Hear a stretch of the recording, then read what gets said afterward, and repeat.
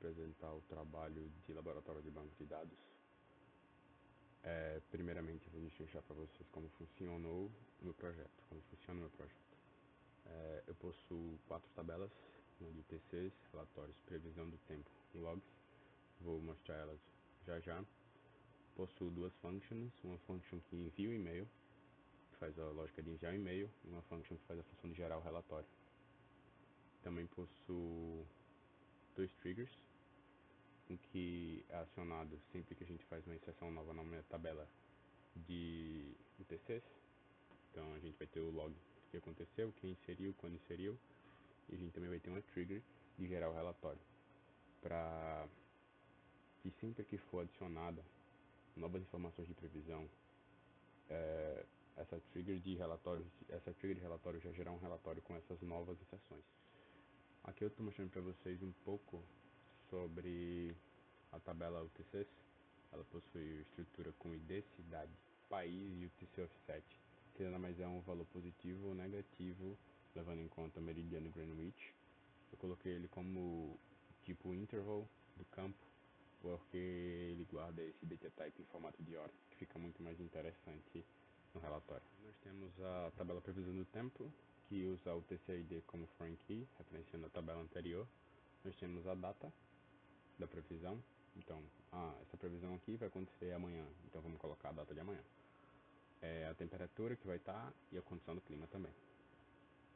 Vamos ver a tabela de logs, que nada mais guarda o usuário, a ação que foi feita e a data dessa ação. Aqui temos apenas exemplos com inserções. E o usuário, eu. Aqui nós temos a tabela de relatórios, que utiliza o UTC-ID também como foreign key. Nós temos a data que esses relatórios foram gerados. E também nós temos um conteúdo HTML, que nada mais é do que um campo em text, um pouco grande, mas ele é um conteúdo mutável. Eu vou mostrar agora como funcionam a lógica das funções e dos triggers que estão alimentando essas tabelas. Aqui eu tenho a lógica da minha função gerar relatório. O que acontece nela? Para ela, nós vamos pegar todas as previsões de um dia específico e países que estão nesse dia. Então nós vamos fazer basicamente um filtro na nossa tabela de previsões, levando em conta a current date.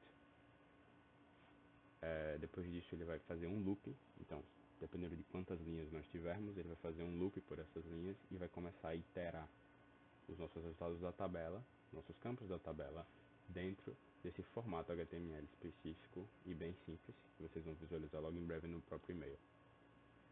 E depois ele vai inserir esse novo texto gigantesco, que é o nosso HTML, na tabela de relatórios, como vocês viram. Aqui nós temos a lógica da função enviar e-mail, que o que ela faz? Tem outra aplicação, um servidor back-end feito em Golang, conectado ao nosso banco, esperando a notificação. Esse código nada mais faz do que enviar essa notificação que esse servidor está esperando. Então, agora a gente tem que enviar um e-mail. Essa função vai ser linkada a um job.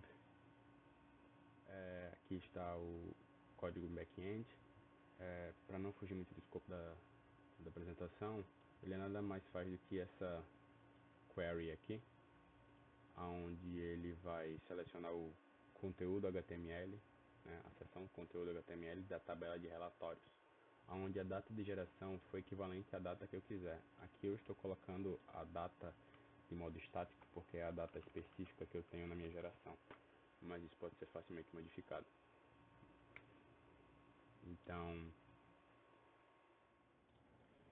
Então, para nós testarmos nossa função de enviar relatório manualmente, ainda sem um job, nós só precisamos ativar a função enviar e-mail. Meu irmão vai se fuder, só então, para testar nossa aplicação manualmente, sem a utilização de scheduled jobs ainda, o nosso back-end, nosso servidor está rodando, esperando uma notificação do PostgreSQL. Nós viemos no Postgres e nós rodarmos um código da função enviar e-mail,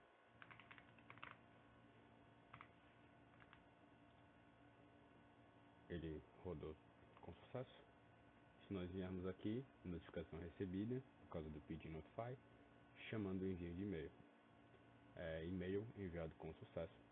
E eu coloquei aqui um endereço de e-mail pessoal meu. Se nós viermos aqui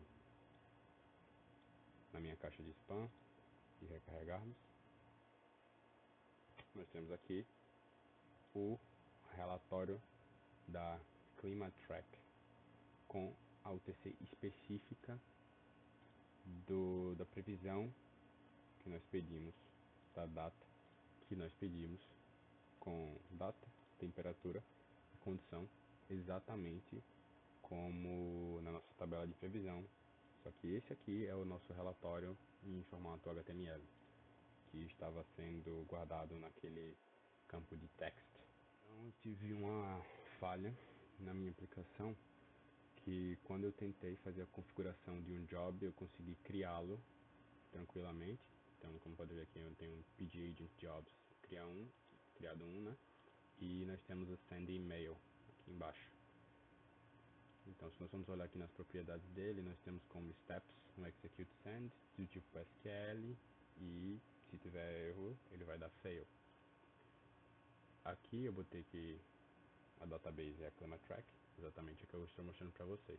E o código SQL é o código que eu mostrei para vocês fazendo manualmente o envio do e-mail, notificando ao nosso servidor em Golang. Porém, esse job não está funcionando. Eu tentei resolver de várias maneiras. Inclusive, se eu clicar aqui em Run Now, ele fala Update the next runtime to now. Então, deveria rodar. Porém, o nosso servidor não recebe a notificação. Eu pesquisei um pouco mais a fundo e eu descobri que isso pode ter a ver com o meu sistema operacional e com alguns tipos de permissões. Eu tentei modificar, tentei criar arquivos manualmente, porém não funcionou, mesmo o PD Agent aparecendo como uma extensão do meu banco de dados e no meu Catalogs como o PD Agent Job Scheduler, que nada mais é do que uma tabela onde nossos jobs são guardados, que inclusive ele sequer aparece aqui. Eu também tentei criar manualmente, mas sem êxito. Então eu não consegui criar um schedule job.